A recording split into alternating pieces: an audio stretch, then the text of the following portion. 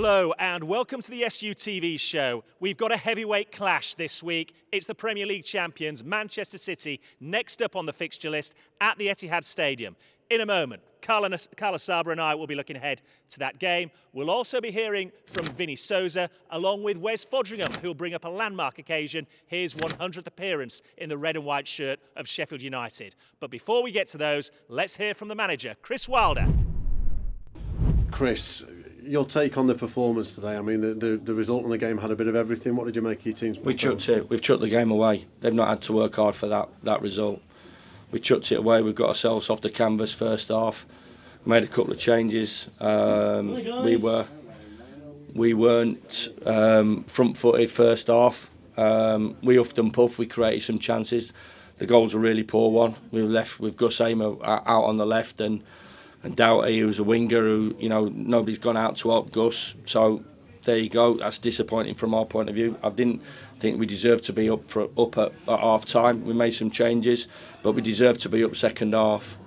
The change in terms of attitude and approach, and what we did allowed the players to produce that sort of performance that we know we can produce. We get ourselves in front, and yet again, a bravery in terms of an approach. You know, don't stop across, and when he crosses it, we're all inside the 6-yard box. Same thing happened on Friday night. You know, that's cost us 2 points, and that basically has cost us 3 today. You know, centre half should be on the edge of the box. The ball goes over the centre halves, and it goes into that area where the goalkeeper just comes and cleans it up. The goalkeeper's can't really do anything. Everybody will look at it and go, it's a little bit unlucky. It's not unlucky. It's a bravery and its approach to defending, and to take that 5 or 10 yard step outside of where they are to get up and allow a ball that goes into the box. And then the third one, you know, at any level, a boy has the opportunity of just throwing a ball straight into the heart of our box. You know, that's an organisation issue, an organisation leadership problem which has allowed them. It's not great defending, and it's come off Anis, and really can't really do anything about it. But they haven't created, they haven't carved us open on anything. Second half, and we find ourselves not getting the result that we all want. Is that the hardest bit today? That all 3 goals could have been prevented from your perspective? This is the Premier League. The job's hard enough for myself. The job's hard. The competition is hard enough as it is, without just handing goals over. You know, if Salah gets one, plays one round the corner to Trent Alexander, and he bends it in the top corner, really sometimes you can't really do anything about that. You just go, that's a quality of the division, and that's what you have to deal with. But they're all 3 goals, and our stick Friday night's goal in there are incredibly soft goals from our point of view. And you know, everybody talk about character of team coming back, and that it's nonsense. You know, they didn't. We gifted them. We chucked the game. You know, nothing to do with what Luton did, because it was our attitude to that. Because before that, I can't remember Wes doing anything, and all I can remember is me looking to the right and watching us, you know, go, you know, dominate that second half and put in performance that should have been good enough to win. Does that surprise you with the discipline that your team showed for the majority of the game at Villa last It's just an attitude. I don't know what comes into them in terms of wanting to take a step back. You can work on it, and we haven't. So, but that's an excuse. We haven't had time to really work on, you know, but we've talked about the goal at Villa Park, and we've done exactly the same again. We've took a step back instead of taking a step forward, and if you do that, then anybody sticks the ball in the box, it's going to hurt you. From an attacking perspective, clearly you got a couple of goals in the second half, but made other changes as well. Is that something that you can take out of the game, that the chances created, the fact that you've managed to score 2 for one of the first times this season? I can't take anything out of the game right as we talk, Adam, at the moment, apart from we've got beat. Manchester City up next as well. Doesn't get any easier, does it? No, it doesn't, but you know, we have to dust ourselves down and go again. We've shown we can produce a type of performance that frustrates, of course. You know, it's not ideal, but isn't ideal the situation that we're in and who we're playing against. But I've got to say, I've not really thought about Manchester City when you're coming off the back of, you know, 15, 20 minutes when you've been beaten in a game that really we should be talking about, you know, about us and positive second half performance and a big 3 points, and obviously we're not. So the thoughts of the manager there in the midst of a busy festive period, and of course one of those players involved joins us now, Vinnie Souza. Great to have you with us on SUTV, alongside Carl, of course. The past and present, you might say, Carl, of Sheffield United. The long distant past. Vinnie, your first season in the Premier League, it's been a tough first half of the season. How are you finding it? So everything is new for me now. It's different to the La Liga. And he's more quick, more duels, more tackles all the time. So I love it. I want to stay here all life. Well, I was going to ask you about that, because quite often we hear when players come from overseas, different leagues, it takes several months to adapt to the pace of the Premier League. Is that what you've found? No, because before when I moved to Belgium, I have the staff with me, and I start to train every day, like at home. What I need to do better, I need to stay more strong, because before I'm very skinny. So I'm prepared this year for the Premier League. I know I'm football player. It's my love to play Premier League. So yeah, when I'm in Belgium, in my first season, I say, okay, I want to go to Premier League. What I need to do, and I renew my staff with my family. We prepare it year by year. Did you say you were very skinny? Yeah, before. You're like Man Mountain on the pitch, Carl. When you were playing, you'd have loved to have had something Oh, like this come behind on, you. that was very lean, thank you. Nah. He'll start talking through his But bicycle kicks in a I minute. changed, you know. Before I went, like I'm 8, so I wanted to stop the ball. I think I have time, but he's different. So when I moved to Belgium, I say, wow, in Europe it's different. So the Belgium is hard game all the time. You see the big guys. So I like this. When I moved to Brazil, I changed my mentality. I think it's better for me. Well, in your playing days, you played with a number of high-quality midfielders, Carl. What would you have thought to having someone like Vinny playing in midfield and setting you up? Mainly I would have loved to have him in the team. So when I score, Vinny's celebrations are the best. You know, the celebration when Norwood scored the penalty. It's because I never scored. I try to celebrate too much. Have you got a thing in your head that what you're going to do when you score? Or you're just going to go crazy? I don't know. I go crazy. I take a t-shirt off, shot, everything. Get a yellow card. You get a yellow card. I know, but I need. With regard to the duels and everything, now you're playing more central. Are you really enjoying it? Because against Chelsea, first half, you were here, there, and everywhere. Are you really enjoying this? I don't know if you remember the last interview after I think on Brentford. Yeah. In the interview. When I play like this, is because I play a long time. When I moved to Flamengo, I play like this. And when I moved to Belgium, I play like this. So I'm feeling more comfortable. But when you play two midfield, for me, it's no problem. But when I know I need to do the both sides, I think my concentration is more higher, so I think it's better. What about, are you watching the stats? Do you, like we see on Sky Sports down the side, the most tackles, you're up there, you're up on the, you know, in the top 3 or top 4 of tackles in the Premier League. That is crazy. do you watch these stats, or is it just sickos like me who look at the stats?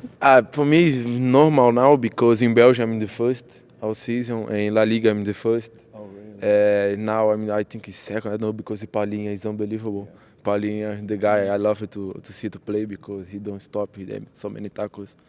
That's why I had 2 years consecutive like this. So the guy is inspiration for me, because if you see Paulinho here out the pitch, you know the game. So I try to do something like this, because I know the team need me, need my body. That's why I'm always taking my chili, do my recovery, because I need to run a lot for the team.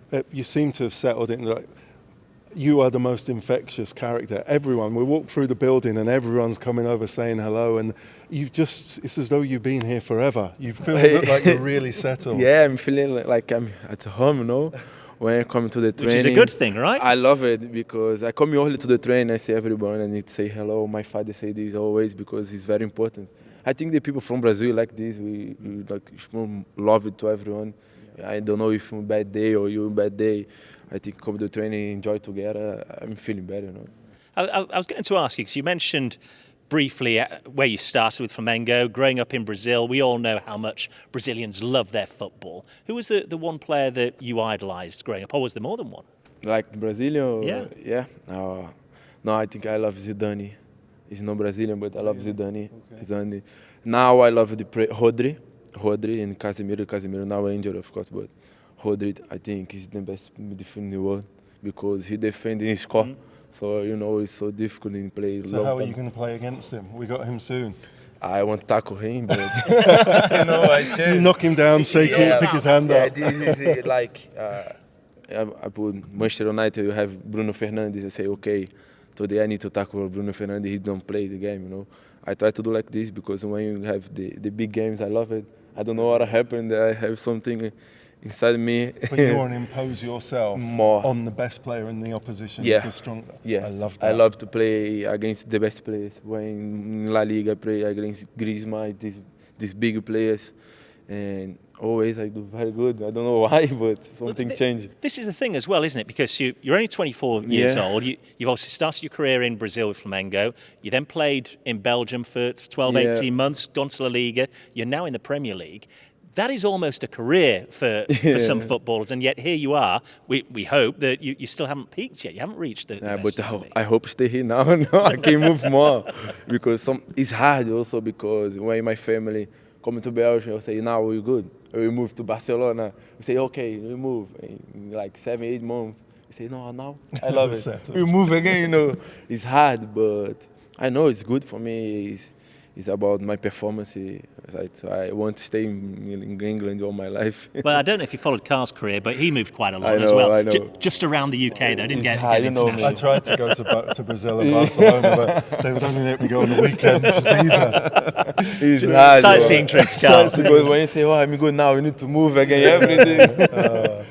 Let's talk a little bit about Manchester City then, because I think I'm correct in saying that was your third game for Sheffield United. And look, the Blades could have got something from that game. I think everybody was proud of the way you guys played on the pitch. When you reflect on that now and then look ahead to this game against Manchester City, what are your thoughts? Honestly, when you play against the big team, you have concentration. I think when you play against the Manchester City, United, or Chelsea, the concentration is too high. And I respect to when you play against Brentford, I think something changed. I think we need to put this in every game, you know. When you play against Luton, when I play, you know, the team like us, you need to stay higher the concentration because that's why it's very important in Premier League. You relax one time, you lose the game. Well, such is the standard, as you say. And, you know, me and Carl will talk about it. You'll hear about it elsewhere in the media and say Sheffield United, Manchester City. City are expected to win. It's a free hit for the Blades. Do you see it as that? No, when I play, these guys say, okay, I will win today. Exactly the same against Chelsea. In the first half, we have so many opportunities, but, you know, we need to score against the big clubs. You need to score. If you don't score, you need to defend again. It's hard. You change players. The other player is so good again. So when you play against these big clubs, you need to score and defend good. I think we defend good, like Chelsea first half, we defend so good. And the mentality gone down in the second half. What was that like second half when you guys have done so well first half and then you've got Enzo coming on? What's that like? Like, oh, we've given out and now they're bringing on another 50 million midfielder. How's that? Is it like, oh, this is tough, or just come on, this is the person I want to knock down next? No, I talk about me. I am feeling good. I love it. Yeah. I love it. I say, I hope Sterling come the ball with me. I make tackles, I duels with me, you know. So I love to play against you guys. What are you like in the tunnel before? Do you psych out the opposition? Do you sort of snarl at them or just let them know? Or are you Vinny, happy, smiley Vinny? Yeah, I'm always. No, in the pitch I change, you know. Oh, in the pitch okay. I change. I'm never happy in the pitch. I want to fight everyone. My mom, before game, my mom called me and say, okay, don't take a yellow card, easy, don't go to fight. Because I don't know, I change 100%. Yeah, I know. You finish the game, I change again, you know. So, like, everybody talk about Palmer before, in the first half, say, okay, it's no problem. So, in the first half, it's nothing. Because I'm away with him. After we change the formation, he moved to the other side. And we lose the game, but I love to play against these guys, you know.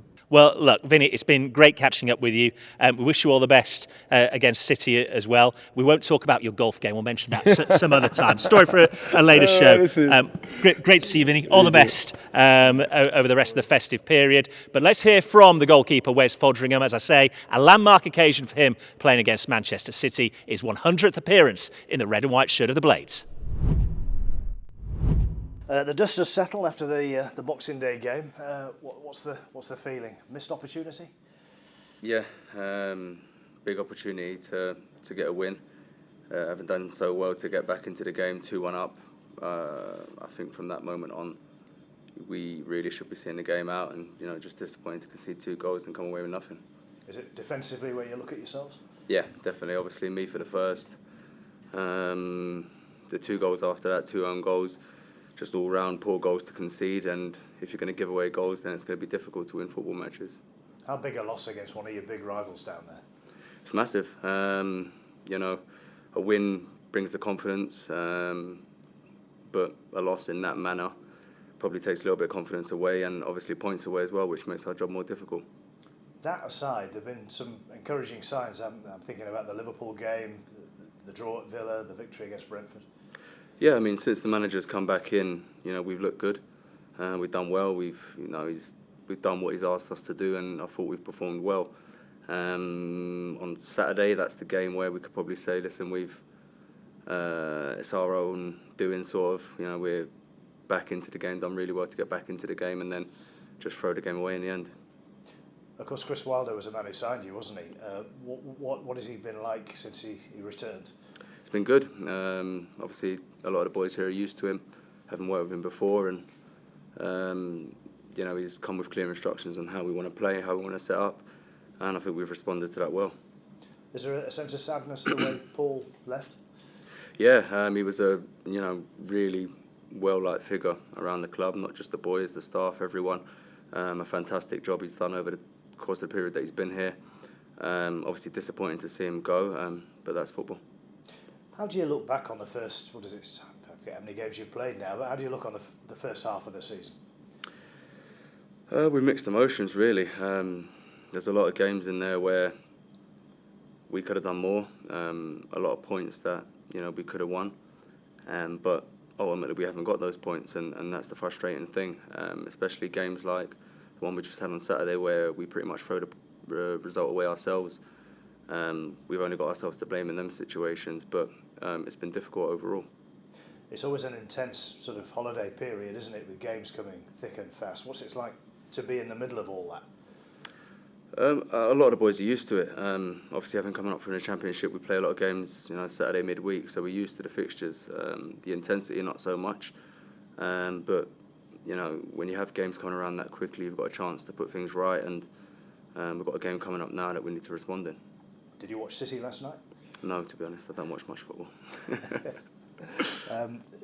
What are your thoughts about facing them, the World Club champions? They seem to be running back into a bit of form just as the halfway point comes. Yeah, listen, a top side, you don't need me to tell you that. Having played against them earlier in the season, I thought we gave a solid account of ourselves. Unfortunate to come away with a point on the day. But yeah, a tough task for us, but a good game for us to come and show that we're still fighting and hopefully get something from. What was the secret of your partial success, if you like, against City earlier in the season in August? Just the structure. I mean, everyone knows that when you're playing against City, you're not going to have much of the ball. It's about trying to minimise what they do with it when you can. And in the first game, I thought we did that really well, and probably something we're going to need to do again. Do you take any comfort from the fact that they seem to have 1 or 2 defensive woes themselves and injuries? I don't think they have any problems, to be honest. They've got quality players to come in, no matter who's injured. So whatever side's out, I'm sure it'll be a strong one. What is it like to face them? I mean, they're intimidating, I would imagine. You can't afford to be intimidated, but that's what they're like. They're a good side. I mean, intimidated is probably not the right word. I think when you play at this level, you can't afford to be intimidated. You're at this level on your own merit, and you have something to offer. So as a team, we have something to offer. We showed we can give them a game. We did that last time, and we're going to need everybody to stick together and put on a good performance to make sure we try and get something this time around as well. There's a significant gap between you and safety now. What hope of survival? Listen, it's going to be difficult. We know there's a little bit of a gap there, and we can look at games and say, if we picked up a win here, we picked up a draw here, we'd be in a better position, but we haven't. So in the next half of the season, we need to make sure that we turn some of those performances that we had earlier in the season into points, and when we are sort of in the leading games, to not try and throw games away and give points away or give cheap goals away. What about your own form this season? Wes, you've had some well-publicised little errors, some glitches, which all goalkeepers have. How have you recovered from that? I understand that as a goalkeeper, it's part and parcel. The disappointing thing for me is when you make a mistake and it costs your team. They're the ones that hurt.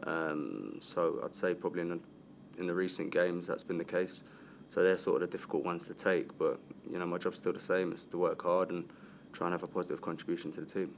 You've waited quite a long time to get your chance in the Premier League. I guess you want to grab hold of it and maintain that you know, being a Premier League footballer for dear life, if you like. Of course. It'll be the same for everyone. But just for myself, you know, at the start of the season, in good form, playing well, and obviously the last few games, a couple of errors creeped into the game, something that I'll look at and try and rectify. And yeah, like you say, just work hard every day to try and keep that place. What is the key thing that you're going to have to do next time out to get something from City? Just to be structured and solid, wait for your moments, and when we do have the moments to attack and take the game to them, make sure we take it.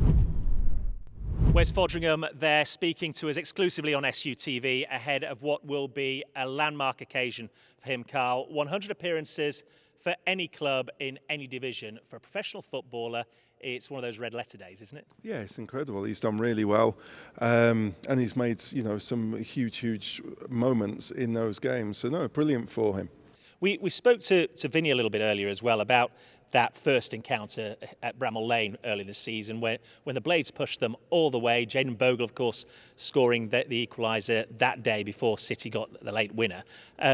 Do the boys take anything from that, or is it that far in the past now that this is just a fresh 90 minutes and that's all you can focus on? No, they can obviously take things from it and just remind themselves that we did go toe-to-toe. We put in a great display.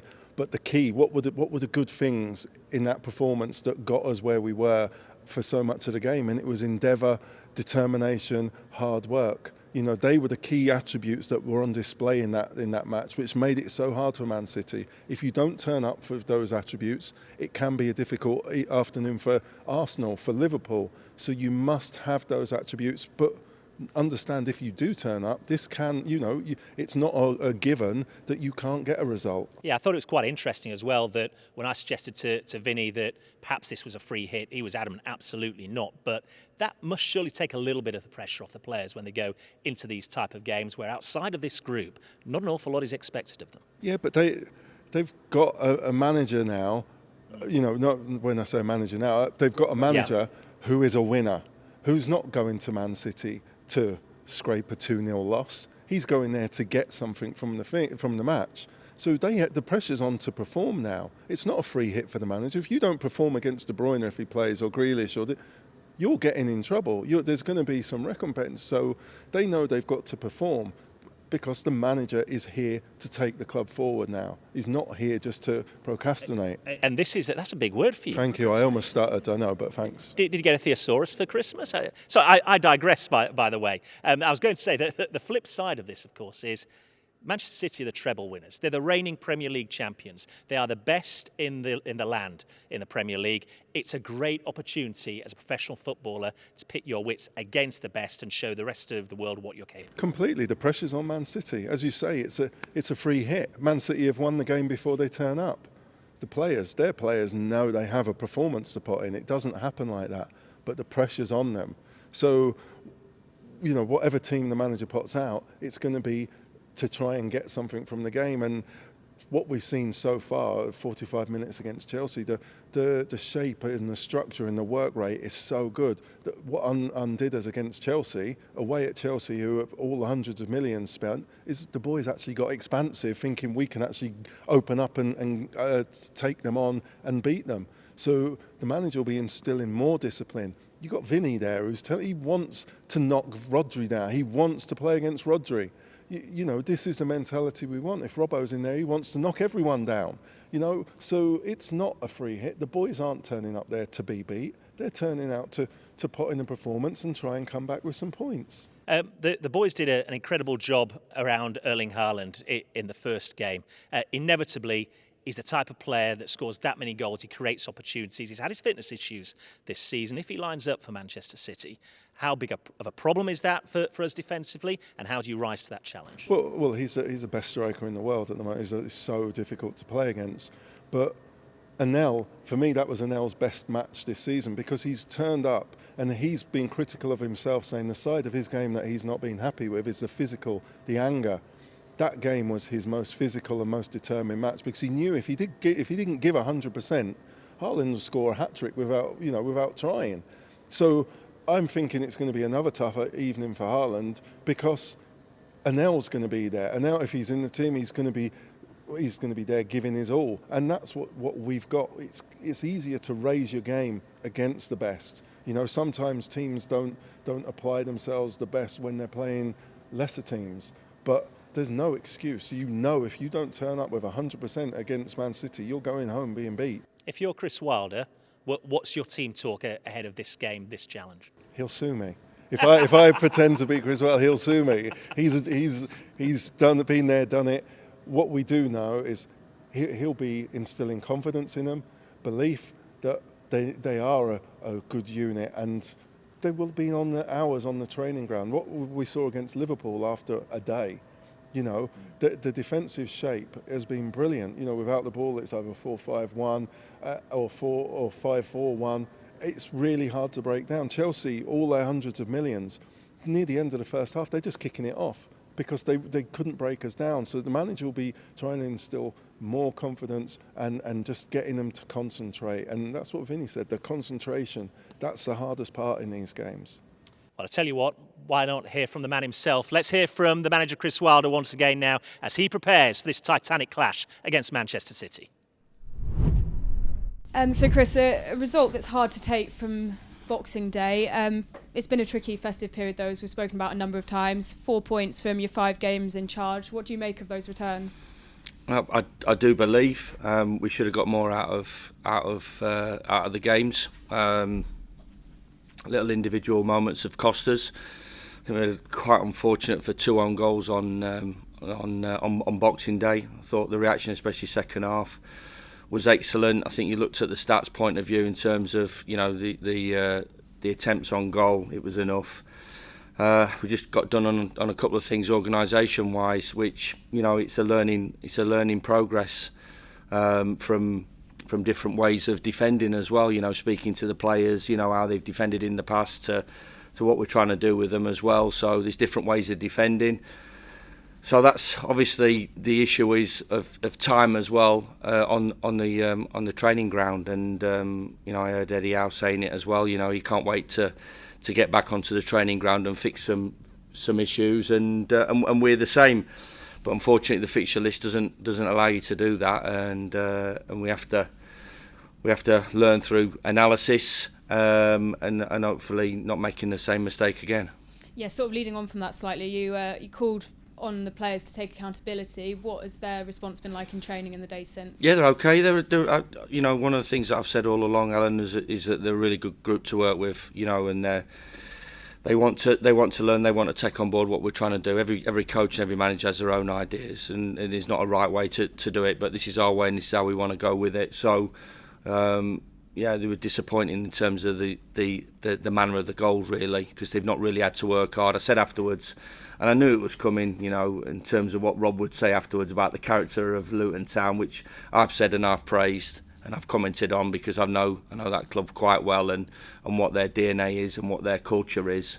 And of course they would go right to the end, but really they were gifted goals. They didn't really have to work hard for them, and they were self-inflicted. And that's a disappointing thing because, you know, the reaction second half was great. We really had it going, and really we've chucked away the points, but we can't dwell. We're quickly on to the next game, and obviously it's always a special place and a special game when you're playing against the world champions. Absolutely, yeah. Manchester City up next. Your side still waiting on the first away win of the season. It's one of the easier places to go and get a result, of course.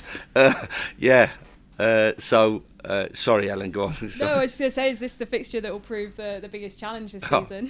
Listen, they're all big challenges. You look through the fixture list since we've walked through the door. There's been some incredible challenges ahead of us, you know, and all different types. You know, the Luton game was a different game to the Villa game away, and you have to embrace it. You have to enjoy it, and I'm enjoying it. The coaching staff are enjoying it. The players have got to enjoy it. There's a reason why we're in this division. There's a reason why we gain promotion. We have to enjoy every challenge. I've always loved going there. We've had some. You know, the results have not always been the best, but they've always been pretty competitive games, and that's what we've got to make it. Thanks for your time. Thanks. Thank you. Chris, any injuries post Luton ahead of City this weekend? Now, a couple of suspensions. Of course, there's a couple of players that have got knocks, bumps and bruises that we'll look at, and we've got to utilise the squad as well. I've said before, there's some, bumped into John Egan today, and he's a big player, and talking to Tom Davies, he's back on the grass as well, which is great news. And these are experienced players, Captain of his country is John Egan, and obviously Tom Davies has played a lot of Premier League, played all his football in the Premier League. So there's some big players missing as well. So, but we'll go with what we've got, and we'll be as competitive as we possibly can be. So City then next, and all that is. You can rattle off the titles, etc. How do you go about taking on a challenge like them? Well, you've got to have a plan. You've got to have a structure, and you've in and out of possession as well. You know you're going to keep using the word suffer. Everybody does. You can't go gung ho. You can't go toe to toe with them because of the quality that they've got. The length of time that the manager's had in terms of putting his ideas over to the players as well, and everything that comes with